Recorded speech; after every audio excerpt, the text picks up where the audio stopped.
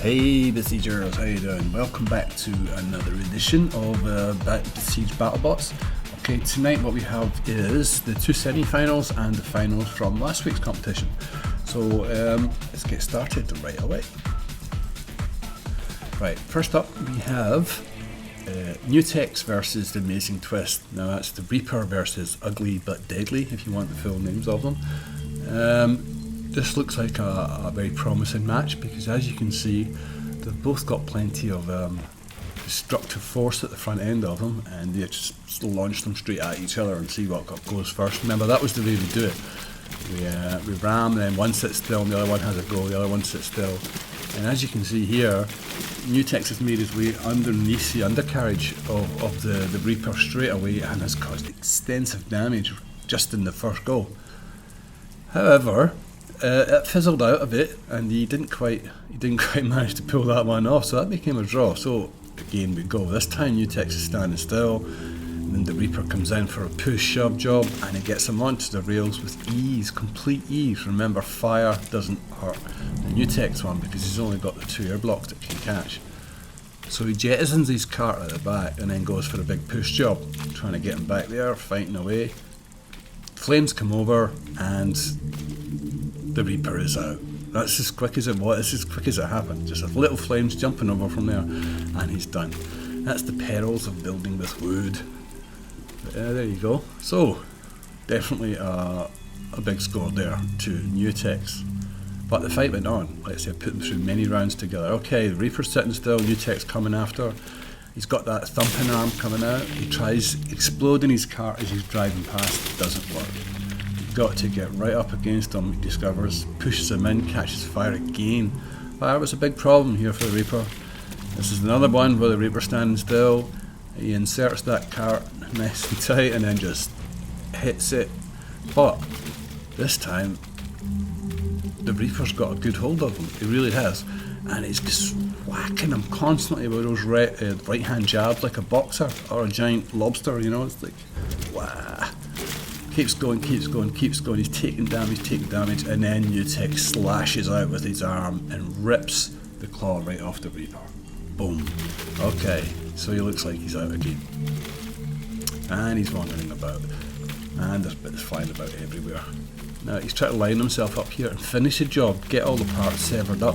Because remember, the rules are if you can move forward and backwards and turn left and right, you're still alive. That's as simple as that. So you need to take that function away from your opponent in order to win. They can move back and forward, but if they can turn, they can win.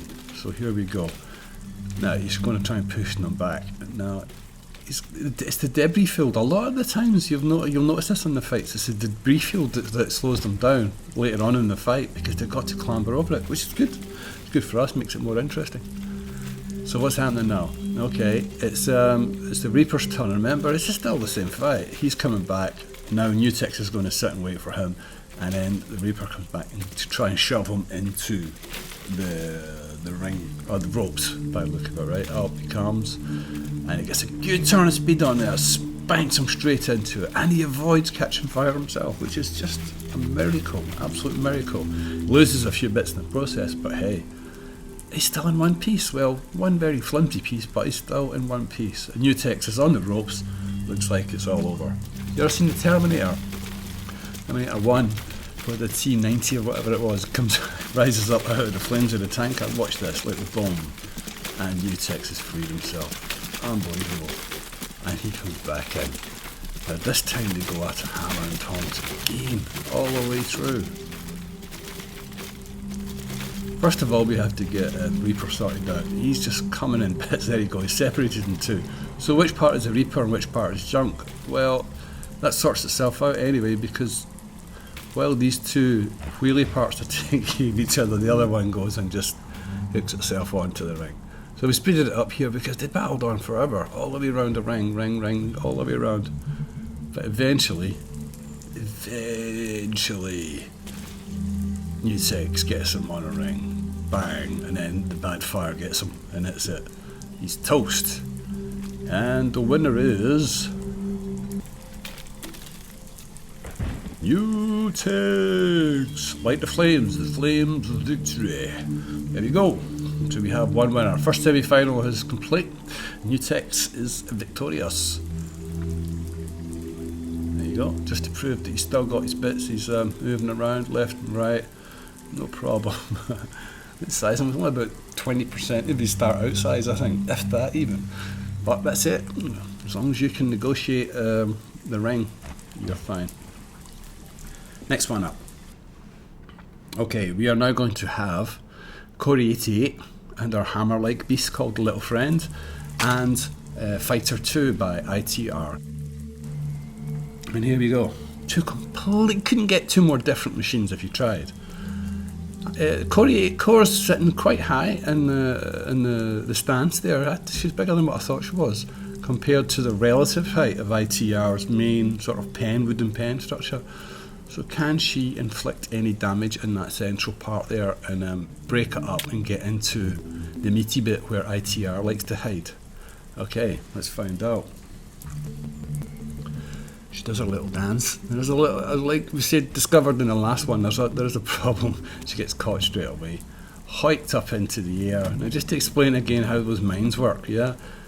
He pushes them out, they go out by air block, and if they latch onto something, you press another button and that they release their extra heavy ballast, which means they've suddenly got a lot of free lifting power. And as you can see, Core's not as indestructible as we thought she was in the last round, so if you drop something from like 1,000 feet, it tends to hurt, yeah?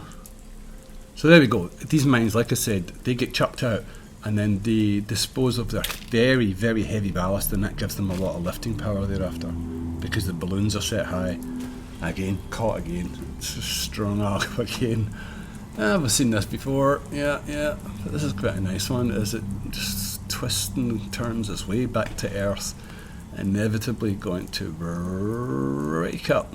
But a little twist on this one this time, because the other half landed in beside ITR in his precious little pen. So can she inflict any damage in there? Can she break him up? Now the looks of it, she's only got one wheel. She doesn't have her damage head on her, and she's only got one wheel, so the chances are slight. And ITR still got his secret weapon. He's still got the explode button, which just absolutely, there you go, destroys everything. So that kind of puts an answer to that question. Another round to ITR. No way forward for Core there on this one. There you go. Chasing her about the ring. Doesn't have to, because he's won that one technically anyway, because she can't turn. And that's it. Boink. Alrighty, here's a go. Now, when it's ITR's turn to charge, he can't charge properly because his defences have got those big heavy blocks in them, and he cannot get over them. So there's one weakness. I found another one later on, but there's definitely that one weakness in his defences or in his system that could be potentially exploited. So he's flicking about like crazy here trying to get out. Releases his defence, sends it off out to the perimeter, blows off his main stack, and then turns around to see if any damage has been done. Yep, the wheels have come off. Again, another round to ITR. This looks like a clean rounds win. Oh yeah, and a little explosive jaunt there by Core88, keeping us all amused with that one. Good stuff. Right, back in again. Can she just make some kind of dent in it? Nope. Nope, definitely not. And down. Very entertaining to watch that machine flying about though, especially the demented starfish type thing at the end of it. Okay, we'll speed this up. This is her trying to get through, not getting through. Remember, this is a learning curve for all of us. Core's going to take all this information away and she's going to come back with one of her machines, and then we go again, and it's up and away. So this is like versus and chorus here. You're seeing the same thing happen all the time. But, just to show that it was fair, I did run it many times, and that's it. ITR picks up the win, and he goes through to the final to play against Neutex, and that is going to be one hell of a final. Little slow-mo for you here, just to show you those super heavy ballast bursting their way out of the ring as those 6,000 RPM air blocks get hold of them, and just nothing can stand in the way of that. It's really devastating. Unbelievable. Be interesting to see what the very next competition brings once people have seen what can be done. How do you defend against something like that? To the final, here we go.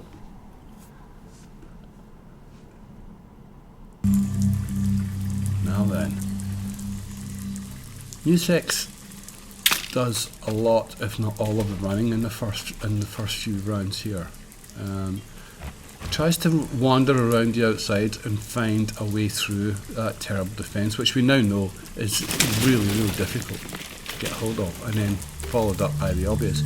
But his is a much harder and much more mobile machine, so he can actually withstand a lot of these blasts at the beginning, and he can actually withstand, to a degree, being taken up and dropped. His cart stops him getting taken up into the stratosphere, as you'll see, and as long as he doesn't jettison it at the wrong time, he can come back down and he can live to fight another day. So there you go, he's made it through one set of defences. Now he's got to take on the big one, which is the super explosive inner ring, and see if he can make any headway at all. And he does, and several times he did. Got through, he got under, and he got to grips with the actual ITR central machine itself on a number of occasions. But it was heavy weather for him, very heavy. He's like constantly trying this way and that. The technique I developed, I'm saying him, it's me that's driving this thing, is the technique that I developed with his car was to come around the edges, yeah, and then wait until like that, until there was a space created itself, and then back up and then zoom in, but try not to get caught. So there was always that difficulty. But that was a technique that I was building up to, and as you can see, it didn't always work. But those mines are a swine, they really are. Once they get hold of you, and it's flying everywhere. I said there's always a bit of Neutex's machine that's left that's up for a fight. So, and that's I think the way you should design them. You should try to design it so that you're not going to get put out with one single knockout blow, that your machine is so hard that it will continue fighting. If it's only got one arm, it's like the knight in Monty Python when he's got his legs and arms cut off. That's it. Got to take that attitude. There he goes, he's flying in, but again, still got that final devastating defence to go up against. He flops himself over. Kind of sad to watch that part of it. But there you go. Will it explode? Won't it explode? When will it explode? There you go. Bang, bang, bang. And you can see him breaking up, because if one of those air blocks catches you amidships, catches you right in the middle, it's absolutely devastating. It's game over right there. So you need to try and avoid them. Another one up again. And so this time I'm starting to get the idea that if I just glance them like that, I can break them up a little bit and then reverse back in. I had a few good attempts at trying this. Just getting it in. Now, does he have the explosive power to get right through that? No, it didn't happen. Okay, but he's blown apart the initial field. Let's go round here and try again. Let's get the big hammer strike out, start having a few blows. Let's fire those air blocks off and see if we can get through. Now the air blocks, you'll see, this round they can make it through, but they only ever knock off like one wheel, and he's got 6, so he's always still sitting with 4 or 5 wheels left. Enough to, there you go, one of the air blocks took out the front 2 wheels there. I think this was his round. Yeah, I think he won this one. But as you can see, there's chaos and debris everywhere. This turned out to be a hell of a final. It's something else. Let's go again with this side on technique here. Try and avoid them as they're coming in. See, it's definitely the way forward. Nobody's invincible, not 100%. But you do have to move when those mines come for you. Yeah, he's dodged a bullet there, no doubt. That one didn't quite have the right hold. And he's free to go in for another attack. He's got his full cart, he's got his air blocks, he's got everything here. And he takes one right in the grill from central, and it's just devastating again. You can see that worked its way right through him, took all the middle parts out of him, but he still goes. That's it. You've got to put that strength into your machine. You've got to build strength and endurance into it. And now he's coming back again. I think he's trying to kill himself this time. Right, now this time, yeah, you can see ITR is exposed. if there was anything left, he's only got his defence blocks around him. He's got nothing, no active defence, no explosives, no nothing. Didn't manage it. And we go again. Up we go again. I say I tried these guys against each other, good 20 rounds, 20, maybe even more than that, just to see how it averaged out. It's just, how do you get through that? Maybe put that out as a challenge one day. How do you get through that that explosive defence system? How do you do it? ITR's hanging in the air there, thinking about it, getting dragged about. It's nothing if not spectacular, eh? Bring on the multiplayer. One day we'll have it. We'll be doing this on a server, no doubt about it. There he goes down. Look at that, still got that same little four-wheeled machine in the centre. This is a good angle. This is it from above. This is this glancing technique I was telling you about. Neutex comes in and tries to knock the. See, you can get by going in sideways like a shark, just coming in and picking him off, and then coming back in, reverse up. Boom. Not quite the power needed there, and then he explodes and just knocks him right out of the park. And again, this seemed to be the best technique. Well, he's coming in sideways this time, and he takes a swipe at him from there. It was difficult to operate that arm. It was so fast. You got to get your finger back off it really quick. Now he's got right through there, and he's trying to get into the wheels, and then he beaches himself on the side of the ring. And guess what happens next? Yay! Low time. And we have a winner! Yay! ITR takes it. He takes it on outright. A really clean win in the end. And that's it, folks, for this round of BattleBots. Now, if you want to leave a comment, if you think it was contentious or you've got any ideas, then just go ahead and do that. In the next round, there will be a lot of rule changes. We'll bring in explosions, and we'll just change things up altogether and try and make it more interesting, more exciting, and we'll see where it all goes. In the meantime, have a look at these first round and original fight concepts, and then following this you can see some real slow-mo footage of the ITR's machine exploding and taking everything around about it. Until then, I'll catch you later. Goodbye. Thanks for watching. Bye.